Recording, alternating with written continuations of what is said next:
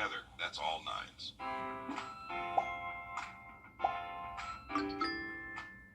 Thank you for rounding up at Parker's Kitchen to support Wrdw Project. Your donation helps family support members like me receive the life-changing resources and programs we need. Thank you.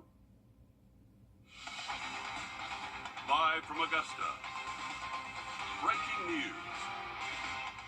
Well, an armed standoff in Richmond County this afternoon, causing neighbors to be evacuated and SWAT and a bomb squad being called to the scene. Thanks for joining us. I'm Wrdw. And I'm Zane Halliburton. The scene was cleared just in the last couple of hours, but it's going to be fresh in the minds of those who live nearby for a while longer. This is our first look at the suspect, 33-year-old Mason Meeks. Authorities say this all started when they were searching for a wanted suspect in Columbia County, and he was found in Augusta. Your Hallie Turner joins us live from the scene there on Wiley Drive. Hallie, the area appears to be a quiet neighborhood, but that was not the case this afternoon. Yeah, when I talked with neighbors earlier, they were shocked as, when I got out on scene as to why the bomb squad was here, why the SWAT team was here. But, they say that this is Wiley Drive is a quiet, super quiet area, but that all changed again, like what you just said, at 2 o'clock today, because deputies say Mason Meeks was wanted on 1 felony warrant and 5 misdemeanor warrants with an additional charges pending.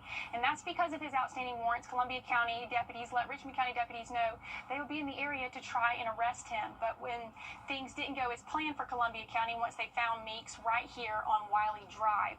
So they called in Richmond County shortly after 3 o'clock this afternoon. Richmond County deputies say while they were trying to talk to Meeks in the front yard, he ran inside the home, and deputies noticed he was armed. So they called in the bomb squad and their SWAT team, and the standoff continued over the next hour. When I was able to arrive out on scene shortly after 3 o'clock, you couldn't see hardly anything down Wiley Drive, nothing but a sea of red and blue lights, sending neighbors into a panic, and the SWAT team still pointing their guns at the house. Deputies say Meeks was inside with 2 females, but they were able to communicate with Meeks through a public address system, and the 2 females were able to come out of the home around 3:37. But that's when the bomb squad sent in the robot, ultimately leading to Meeks' arrest. They used it to go and open the door, and then at that point is when he realized that the door is open, and with the robot standing there. That's at the time he decided to give up and come outside. Now, he was taken into custody safely around 4 o'clock this afternoon, but I actually was able to speak with Meeks' mom just a little bit ago, and she says that she's been talking to him since before deputies arrived earlier this afternoon, and she said her son was nothing but scared. This seems like the best case scenario, best ending for everyone involved in this situation. Hallie, I know you spoke with some people on scene there who said that they didn't even know SWAT was actually out there a few homes away. It's a very quiet neighborhood, as she mentioned, so a lot of shock from neighbors there on scene. Definitely always a scary situation when something like this happens, but again, thankfully everyone okay in the end. Thanks for that update, Hallie. To weather now as we take a live look at your first alert radar. Your chief meteorologist Riley Hill has the latest on some storms making their way across our area over the next 24 hours, Riley. Yeah, guys, we've had our eye on our... Tonight, the daughter of a man shot in the head in downtown Augusta over the weekend is speaking exclusively with News 12. Authorities say the 2 suspects on your screen, 28-year-old Damon Cole and 27-year-old Destiny Reeves, are accused of trying to lure 61-year-old Tracy Waddell to a vehicle to rob him over the weekend. Instead, authorities say Cole shot him in the head. Now, as your Liz Owens reports, Waddell's daughter says doctors are preparing her and her mother for the worst. And the last words he said to my mom before he walked out of home was, "I love you," and "Bree." He said that basically every time he left. But when 61-year-old Tracy Waddell didn't come home Saturday night, Brianna started to worry. I was scrolling through Facebook, trying to, I was hoping that I would get a call. I was trying not to freak out. And I saw a headline that said a 61-year-old Edgefield man had been shot in the head. Brianna and her fiancé Jacob have spent the last 3 days by her father's side in ICU. You prepare yourself for things, but you can't prepare yourself for everything. And this is one of those things you can't. Deputies found her father shot in the head early Saturday morning, just as the bars were closing downtown. What all did you hear about that night? I've heard mixed stuff. I'm not really sure what is accurate yet. Investigators believe 28-year-old Damon Cole and 27-year-old Destiny Reeves planned to rob her father. Preliminary investigative findings indicate that Reeds approached him and led him to a nearby parked vehicle where Cole was hiding. As Waddle neared the vehicle, investigators say Cole emerged and shot him. The hurt I feel is deep. The anger I feel is really deep, and I can't lie about that. There's anger there. There's a lot of anger there. Angry, her father won't see her graduate college in a few weeks. Angry, he won't walk her down the aisle this summer. He loves me. He gave me the shirt off of his back. Angry that violence, Above all else, that he didn't deserve this. not a disease, After he got, his cancer diagnosis, I think he kind of had to live it to the fullest lifestyle. now threatens to cut her father's life short. Brianna tells us she's very thankful for deputies for being proactive, which led to the immediate arrest of Damon Cole and Destiny Reeves. And both are charged with aggravated assault, criminal attempt, armed robbery, and possession of a firearm during the commission of a crime. Additionally, Cole is charged with possession of a firearm by a convicted felon. But just a tragic situation, tragic story. Sad situation for that family. You're taking a live look over at St. Peter's Square in the Vatican. It's after midnight there, but still mourners continue to pour in ahead of public viewing for the late Pope Francis beginning tomorrow. Preparations are underway for the funeral as leaders of the Catholic Church begin gathering to decide the future of the papacy. And for Catholics here at home, the trip to the Vatican is not feasible in such a short amount of time, but it isn't stopping them from honoring the life and legacy of Pope Francis right here in the CSRA. Like at Catholic Social Services, where they're taking the late Pope's message of love and acceptance to heart. Your Andre Dickherber has the story. One mission of Catholic Social Services, like at their thrift store, is to give back and serve, just like Pope Francis said, showing that even though he's passed away, many people were impacted by his message, regardless of their background. Mourning. To be honest, I teared up. A leader in and out of the church. The one thing that I really loved about Pope Francis the most was his love of the poor, his love of the people. He was a man of the people. And so he was a good shepherd because he smelled like a sheep. He wanted to be with his people, which was very different from a lot of popes, in the past. That's also helping lead Catholic Social Services. His strong message was service to people, to others, especially those who are poor. And so that's what we were inspired to live out here, is to serve our community because we love Christ. We serve Christ first by serving our neighbors, and he really enforced and promoted that message. Being open and loving like the Pope, so that anyone. We bring all of our stuff that we want to donate here. They service, they do a good job in allocating their funds, and they help a lot of people. With any background, will donate, shop, or get help from them. He is about something outside of politics, where there's a lot of divisiveness, where there's a lot of hate and anger. And I think that the Pope serves as a voice calling us all back to the reality that, we're all human beings and we all live in this world together. We have to serve one another. If you want to come support the Catholic Social Services thrift store, you can come Monday through Saturday, 8 a.m. till 6 p.m. or until 5 p.m. to donate. In Augusta, Audrey Gerber on your side. Thanks, Audrey. A heads up for parents and teens. There are changes to Columbia County's spring fair after unruly teens caused the fair to shut down early over the weekend. On Friday and Saturday, all guests under 17 will need to be with a parent after 6 p.m. Additionally, one parent can bring a maximum of 4 children. Teens over 18 will have to show their ID to enter the fair alone. The fair runs through Sunday, and the $10 admission benefits the Children's Hospital of Georgia. Riley?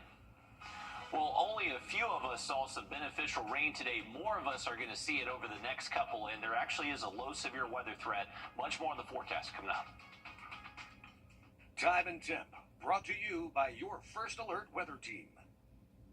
Introducing the First Alert Radar Network. With up to 10 times the resolution of other local radars and technology that can pinpoint right down to your street. First just got faster.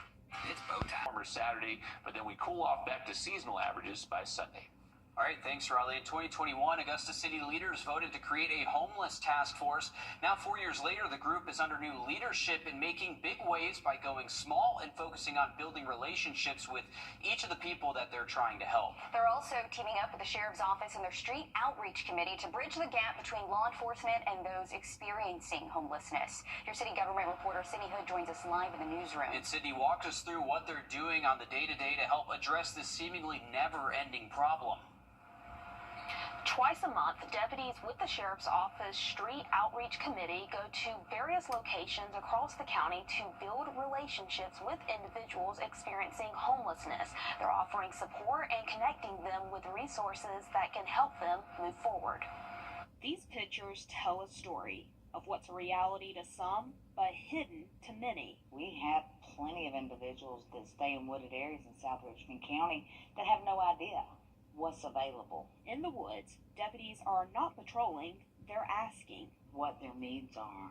What can we help them do to not be homeless anymore? And searching for answers. The only way to do that is for our deputies to learn, just like they learn what the state codes are.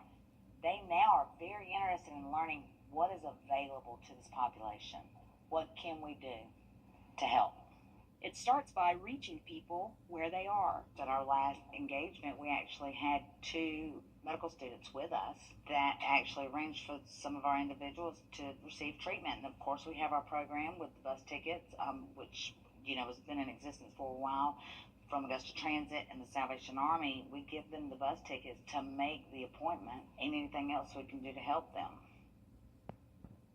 Rhodes says this is proactive engagement for deputies, volunteers, nonprofits, and other individuals that are on the task force. The overall goal, she says, is long-term solutions and not jail time. And Sydney, is there anything we can do from the sidelines to help this task force? Well, the Outreach Committee will be back out on April 30th. You can be a part of the outreach by sending a message to the Augusta Richmond County Continuum of Care for the Homeless Facebook page. And if you have a concern or you see something suspicious, you can call 311 to report. And it certainly is a community effort to help those in need. Thank you, Sydney, for that. And the Homeless Task Force seems to have ramped up community efforts this year, just in the last few weeks. We told you about 2 other big projects it rolled out to help people break through the barriers holding them back. That includes these mailboxes, which will help people without a permanent address apply for important legal documents like a state ID or birth certificate. The mailboxes are in front of Gap Ministries on Green Street and can be accessed by someone in need connecting with a case manager. Another recent project are one-time bus tickets that help people get to and from some of those essential services. These one-time tickets can be found from a variety of local shelters and allow the user to travel for free to one of the 5 locations that the task force found are barriers for people to get to. This includes the Medical District, the Department of Public Health, and Serenity Behavioral Clinic. We have much more details on all these projects on our website, wrdw.com. Today's Earth Day, and over at Golden Harvest, Bank of America employees are volunteering their time to take care of the urban farm in downtown. Volunteers are also giving their time to serve meals at the Master's Table Soup Kitchen as a way to give back to the community. If you want to give back too, Golden Harvest is always accepting volunteers for a variety of jobs, and the hours are flexible. We have more on how you can volunteer on wrdw.com. And work is officially underway to bring the new Center of Hope to life. We're checking in with the Salvation Army of Augusta to see what that entails, coming up after a short break. First Alert Radar, powered by Jim Hudson Automotive Group. The Salvation Army of Augusta is moving forward with its plan to open a new Center of Hope. It's their overnight shelter, which has been used for more than 50 years on Green Street. They're finding solutions and opening a new facility to better serve those in need. It's a project in the early stages. Crews at work cleaning and clearing out an old vacant building located on Hill Street. Once crews knock this building down, it'll one day be the home of the Salvation Army's new Center of Hope. We're excited about these early steps and moving forward and trying to better serve those in our community who are in need. Major Jonathan Raymer says the current Center of Hope has been serving as a shelter for more than 50 years. He says the Salvation Army built the facility, but not with the shelter in mind. Over time, what we've done is modify it and fix it into so that we could address the need as best as possible. However, because of the building being the way it is, there are only certain things we can do in order to make it conducive to VA homeless shelters. He says having a new Center of Hope would change that and allow them to do more for the increase in people they're seeing at the shelter. So often when we view of homelessness, we think of men, but really the reality is right now we have more women and children in our Center of Hope than men. And so being able to address that better and more systematically is an important piece of this. Major Raymer says they're still in the beginning stages of the design, but do want to create areas specifically for men and women, as well as community spaces to hold clinics. Within the Salvation Army, they move the majors around, and I know I've got one shot at this, and really our community has one a shot at this to make as big as impact as possible, and so we're taking that very seriously and want to make the most impact as possible for those experiencing homelessness. And we talked about it earlier, there's certainly a great need right now. There's not a timeline just yet on when the new Center of Hope will be complete, since they still are in the early stages. But again, it will be on Hell Street, not too far from May Park. And it looks like a much larger location as well, almost looks like a warehouse type of setup. But it's sad to hear that they are seeing that increase with more women and children showing up to the shelter. So it is a much needed resource. It is, and they are calling on the community. You can always support the Salvation Army and their mission. We have information on how to do that on our website, wrdw.com. And take a look at our 3-degree guarantee brought to you by Tub Doctor. Our forecast 87, actual high 86, so $50 more heading towards the Boys and Girls Clubs of Greater Augusta. Now, a quick look at our 7-day just after a short break. Your safety comes first with the First Alert Radar Network. First just got faster. Hi, Suzanne Lilly Michael here with Hardwood Floors and More. We truly appreciate the opportunities we've had to work in so many homes over the years. And now we want to invite you to our showroom to discover why we are the company that friends recommend. Our quality products, knowledgeable staff, and the tremendous skill set of our technicians is what has made Hardwood Floors and More the most trusted locally owned business for over 30 years. Hardwood Floors and More, so much more in store for you. A big truck ruined. Or enroll online at quitnow.net/Georgia. Another quick look at our radar network showing that we are still keeping an eye on just a little shower activity, mainly in the western northern CSRA, but you can see the last couple of scans that have come through are showing that this band of activity is weakening, and that should be the trend as we head towards sunset. Once we lose that daytime heating source of the sun, most of the activity goes away pretty quick. But over the next several days, we are bringing back much higher rain chances and better coverage of thunderstorms. You can see Wednesday, Thursday, everybody has a pretty decent chance of seeing these thunderstorms for us, but once we get Friday, Saturday, and into the weekend, coverage of storms does start to decrease, and I would say the weekend forecast not looking too bad. Outside of Saturday, we'll bring in the last little bit of a front, and that could kick up maybe a stray shower thunderstorm out there. Next couple of days, though, really want to make sure you have that umbrella nearby, and also have our First Alert weather app downloaded. That'll be a great way to receive any alerts. Now, if we do have any, I will say that the severe weather threat does look low, but it's not zero, so just make sure you are staying weather aware. Gusty winds, small hail, the main concern with storms, but whenever there's a thunderstorm, we're also watching that threat for heavy rain, lightning as well. So as we always say, when thunder roars, get indoors. I love that. Thanks for staying on top of it, Riley. We're back live on 26 News at 7. And for News 12 at 10 and 11 o'clock. Thanks for watching.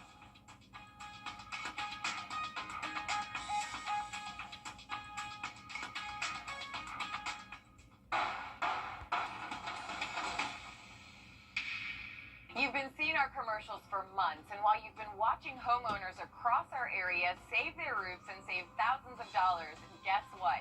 You can too. Roof Saver's exclusive patent-pending Renew at 17 roof preservation treatment extends the life of your roof by 17 years with just one application and one treatment. Call Roof Savers right now for your free roof inspection to see if your roof qualifies for roof preservation and find out if you can skip an expensive, time-consuming roof replacement. Augusta, stop worrying about an expensive roof replacement. Let us visit your home and inspect your roof to see if you qualify for roof preservation. With just one application of Renew at 17, we can extend the life of your roof by 17 years. Prior to our treatment, we will also include a full roof tune-up and replace missing shingles, plus clean your roof to remove unsightly algae, mold, and dirt. America's #1 choice for roof preservation is Roof Savers. Save your roof, save your money. Your journey starts with